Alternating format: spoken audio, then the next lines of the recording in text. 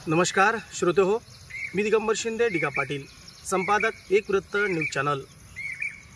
अर्थात आज 25 मे Sunday special.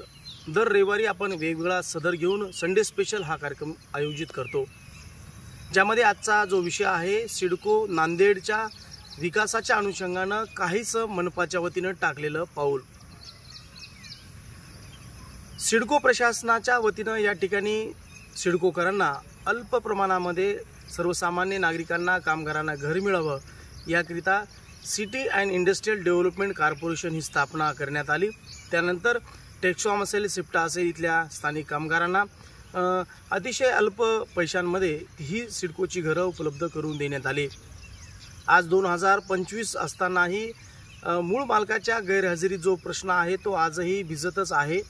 त्याकरिता एक समिती नेमली, त्यामध्ये IAS IPS दर्जाचे अधिकारी नेमले आहेत। याची बैठक 1 महिन्यामध्ये होणं गरजेचं होतं। त्याचा फलश्रुती कुठंतरी झाली पाहिजे, परंतु अद्याप त्या बाबतीत कुठेही हे पाऊल पुढे पडलं नाही। त्यामध्ये त्या विभागाचे अधिकारी हे IAS IPS असल्यामुळे त्यांचा वेळ आणि ह्या बैठकीमध्ये कुठंतरी ताळमेळ झाला नाही असंच म्हणावं लागेल। तर दुसरीकडे जेव्हा सिडकोची वाघळा नगरपालिका होती आणि त्यानंतर वाघळा नगरपालिका ही नांदेड वाघळा शहर महापालिकेमध्ये विसर्जित नांदेड वाघळा शहर महापालिकेमध्ये तिला वर्गीकरण करण्यात आलं आणि त्याचं नाव नांदेड वाघळा शहर महापालिका असं देण्यात आलं। मधल्या काही काळामध्ये महापालिकेच्या वतीनं सिडको भागाकडे म्हणाव त्या पद्धतीनं विकासात्मक पाहिलं जात नव्हतं, परंतु मागच्या अर्थसंकल्पामध्ये नांदेड वाघळा शहर महापालिकेचे सन्माननीय आयुक्त डॉक्टर लहाने यांच्या वतीनं आणि त्यांच्या सर्व अधिकारी चमूच्या वतीनं मात्र सिडको भागाकडे लक्ष दिलं जातं आहे। या बाबतीचा दुजोरा मी पुढच्या काही गोष्टींमध्ये करेल, त्यानुसार आपल्याला कळेल की सिडको भागाकडे सुद्धा महापालिका चांगल्या पद्धतीनं पाहते आहे। आज घडीला प्रशासक म्हणून महापालिका आयुक्त या सगळ्या गोष्टीकडे पाहत आहेत। हडको या ठिकाणी एकमेव महापालिकेचं जे मंगल कार्यालय होतं त्याला नाव साई मंगल कार्यालय आहे, जे काही मधल्या काळामध्ये कार्यालय होतं, परंतु आज घडीला अतिशय पडझड झालेलं पाहायला मिळतं आहे।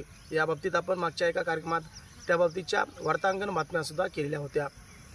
आज घडीला त्या साई मंगल कार्यालयामध्ये महापालिकेच्या मागील आणि चालू अर्थसंकल्पामध्ये बॅडमिंटन कोर्ट तिथं होणार आहे। त्यामुळे स्थानिक जे खेळाडू आहेत त्यांना बॅडमिंटनच्या विषयी जी काही नांदेडला जाऊन प्रॅक्टिस करावी लागायची, सराव करावा लागायचा, तो आता साई मंगल कार्यालयाच्या ठिकाणी करता येणार आहे।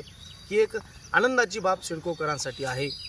तर दुसरीकडे सिडकोच्या जो डम्पिंग ग्राउंड ड्रेनेजची ज्या ठिकाणी व्यवस्था होती मलनिसरणाची, त्या ठिकाणी स्विमिंग टँक अर्थात जलतरणिका उभारली जाणार आहे। त्यामुळे सुद्धा नांदेड जे सिडको भागातले जे काही जलतरणपटू आहेत त्यांच्यासाठी सुद्धा एक नामी संधी त्या ठिकाणी महापालिकेनं उपलब्ध करून दिली आहे। त्यासोबतच सिडको अण्णाभाऊ साठे पुतळ्याच्या अलीकडील जिजाऊ स्ट्रीटच्या लगत असलेलं सिडको क्षेत्रीय कार्यालय महापालिकेचं ज्या ठिकाणी आहे, तीही इमारत अनेक दिवसांपासून होती। त्याही इमारतीचं रिनोव्हेशन अर्थात चांगल्या पद्धतीनं काम महापालिका त्यांनी हाती घेतलेलं आहे। ही 3 कामं अतिशय चांगली हे सिडको नांदेडकरांच्या बाबतीत या ठिकाणी होत्या, ही आनंदाची गोष्ट आहे। त्यामुळे निश्चितपणे सिडको नांदेड वाघळा महापालिकेचे आयुक्त तथा विद्यमान प्रशासक यांचं सिडकोकरांच्या वतीनं आम्ही अभिनंदन करतो आहोत।